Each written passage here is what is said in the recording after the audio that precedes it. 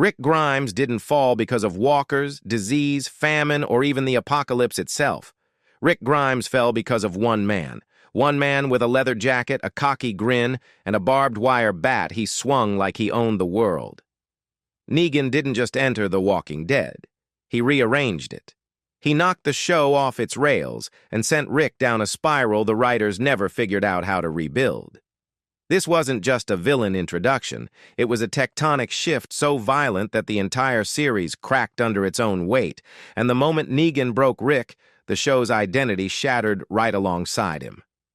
Before Negan, Rick Grimes wasn't just the protagonist. He was the compass of the entire story.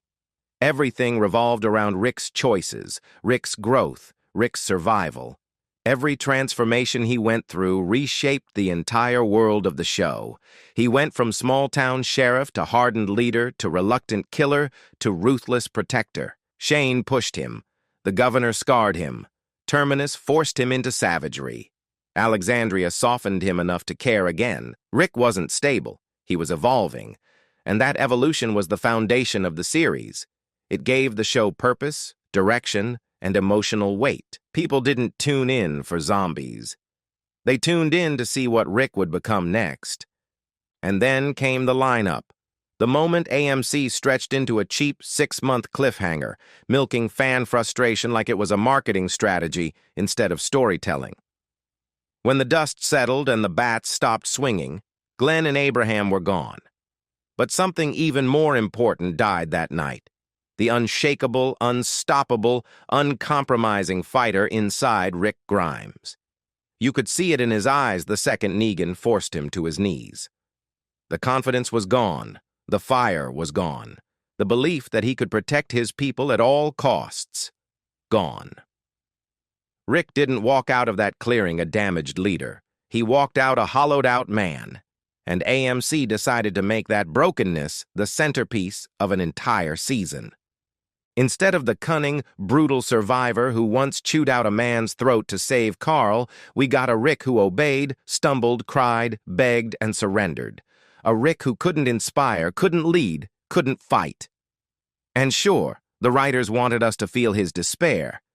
But despair with no balance, no pushback, no progression, that's not tension, that's stagnation. It made the story feel like it was stuck in mud. Fans didn't fear for Rick's life. They feared for his character. They feared they were watching the slow-motion death of the man who held the entire franchise together. And while Rick's identity dissolved, AMC was falling deeper and deeper in love with Negan. They adored him. They adored the memes, the reaction videos, the audience buzz. They adored Jeffrey Dean Morgan's performance, rightfully so, but their obsession blinded them to the damage they were doing. Instead of letting Negan be a villain who pushed Rick into evolution, they made Negan the center of the show.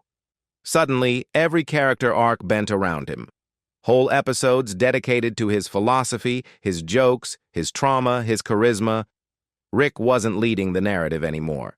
He was reacting to it, and the moment the show stopped being Rick's story, it stopped being The Walking Dead. This shift suffocated every other character. Maggie's grief got minimized. Daryl's guilt got dragged out for too long with no payoff.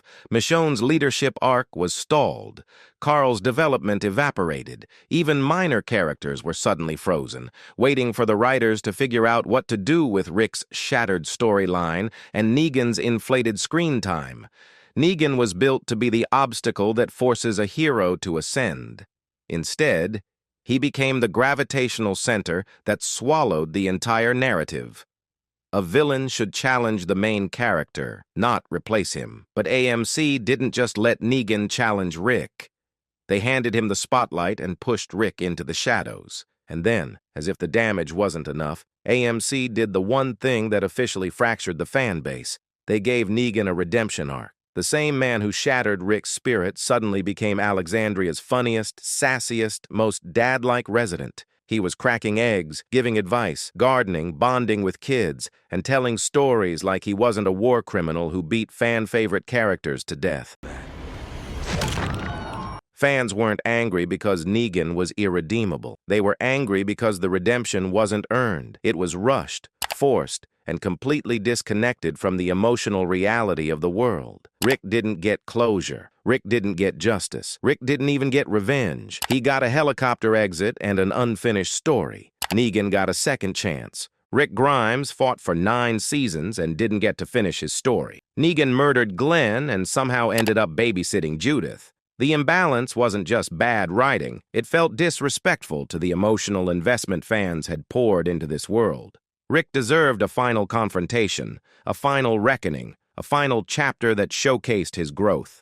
Instead, he was written out quietly, while Negan became a mascot for AMC's desperate attempt to rebrand the show. Negan didn't just break Rick, he replaced him, and the show never recovered because The Walking Dead was always Rick's story. Once he was gone, mentally, emotionally, and eventually physically, the writers had no idea what the show was supposed to be. It drifted into filler arcs, bizarre pacing, and character plots that felt like afterthoughts. Without Rick, the show had no anchor. Without Rick, the world felt directionless. Without Rick, viewers walked away in millions. Negan was supposed to be the villain who shaped Rick into something greater.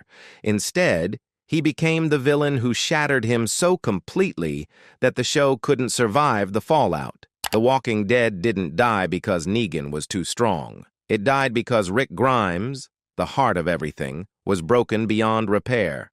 So now I want your opinion. Did Negan break Rick, or did AMC break the show long before he ever swung Lucille? Drop your thoughts in the comments. I read them all. Hit like if you missed the Rick Grimes era, and subscribe if you want more brutally honest breakdowns of how The Walking Dead went from legendary to unrecognizable. This is Undead Opinion, where the zombies might be fake, but the writing mistakes are all too real.